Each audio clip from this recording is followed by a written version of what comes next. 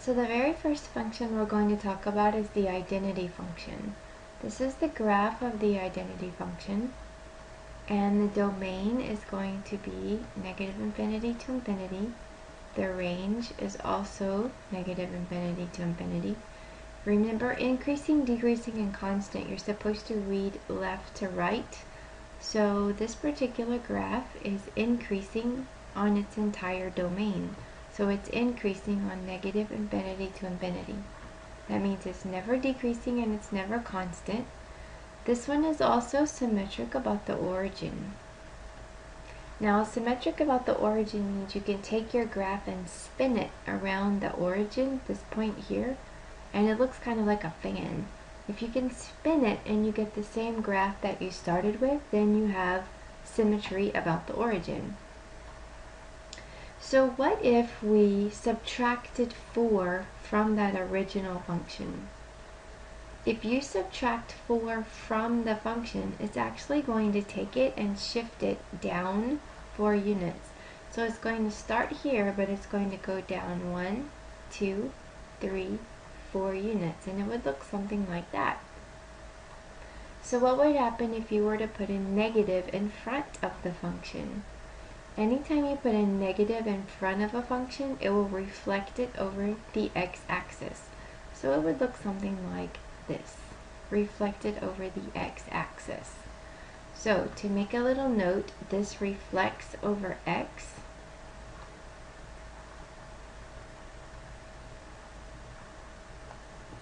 And this one will shift down 4 units.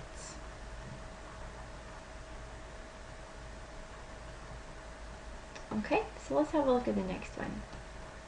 This one is the constant function. The domain of the constant function is negative infinity to infinity. The constant function is denoted by this one, where k is just some number, some real number. And your range will always be whatever that number is. So the range in the case of this one is just 4. This particular function is never increasing and never decreasing, but it is constant everywhere. So it's constant from negative infinity to infinity. This one has lots and lots of symmetry. However, we are mainly focusing on the x-axis, the y-axis, or the origin. We're only talking about those 3. So we're going to say that this one is symmetric about the y-axis.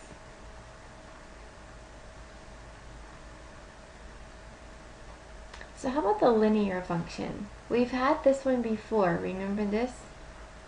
This is your slope, and this is your y-intercept. So that's how we get this graph.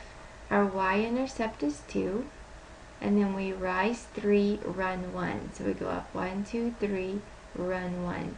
That's how we got this particular graph. The domain of this function, negative infinity to infinity, the range is the same. This one is rising from left to right, so it is increasing forever, and it's never decreasing and never constant. This one does have symmetry, but it's not symmetric about the x-axis, the y-axis, nor the origin. So we're going to say it has no symmetry. I want you to compare this one to the identity function. Remember, the identity function was f of x equals x. And that function looked like this.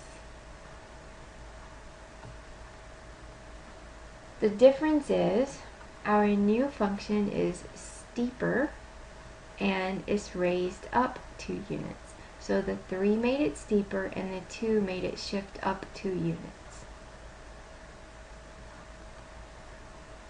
How about the absolute value function? It's always going to make this V shape. The domain is negative infinity to infinity. The range starts at 0 and goes forever up, so that would be 0 to infinity. It's increasing on the right, so from 0 to infinity, it's increasing. It's decreasing on the left, so it is falling. That would be negative infinity to 0. It's never constant. This particular function is symmetric about the y-axis. So what if we were to subtract 4 from our function? That means it's going to shift down, I can't write down 4 units. So we take our graph, which is here, we shift it down 1, 2, 3, 4 units. That would be the graph of the function after you subtract 4 from it. So what if we add 2 inside the function? Do you see how over here the 4 is outside, but here the 2 is inside? That's what I mean by add 2 inside the function. If it's inside, it's going to shift left or right. But it does the opposite of what you think. Since it's plus 2, it's going to go left 2 units. So for that one, we start at the original place, but we go left 2 units. Something like that. Now what if we put a negative in front of our function? If we do that, it's going to reflect over the x-axis. So we take our function and reflect it over x. Remember, the original one was this black one. So when we reflect it over the x-axis, it becomes this blue one right here. So now what about the square or the quadratic function? By the way, this graph is called a parabola. You will need to know that later. So the parabola has a domain of all real numbers. The range starts at 0 and goes up. It's increasing on the right, so it's increasing from 0 to infinity. It's decreasing on the left, so it's decreasing from negative infinity to 0, and it's never constant. This one is symmetric about the y-axis. So let's go back to these transformations. If we subtract 4 from the function, it's going to shift down 4. So if this is the original one, shifted down 4 units is here. If we have plus 2 inside the function, it's going to shift left 2 units. So our original function is here, and we shift it left 1, 2, so the new function looks something like that. Finally, if we have the negative in front of the function, it's going to reflect over the x-axis.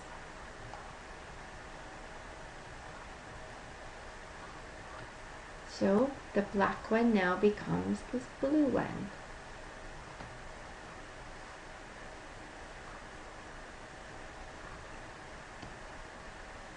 This is the square root function. The square root function is kind of like half of a sideways parabola. The domain of this function is 0 to infinity, because it starts here and goes to infinity. The range is also 0 to infinity. It starts at 0 and goes forever up. It is always increasing over its domain, so it's increasing from 0 to infinity, which means it's never decreasing and never constant. This one is also not symmetrical. So go back to your transformations. What's the plus 4 going to do? Plus 4 will make it shift up 4. So it looks something like that. Plus 2 inside makes it shift from here left 2. And finally, the negative in front of the function makes it reflect over the x-axis.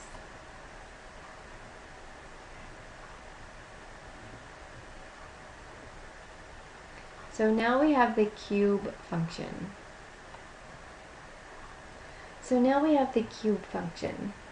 The cube function, it's a little bit off. The domain of this particular function is going to be all real numbers. The range is all real numbers. It's actually increasing everywhere. It's never decreasing and never constant. This graph or function is symmetric about the origin. If you subtract 4 from the function, it's going to shift it from here down 4 units. Add 2 inside the function will shift it left 2 units. And then putting a negative in front of your function will make it reflect over the x-axis.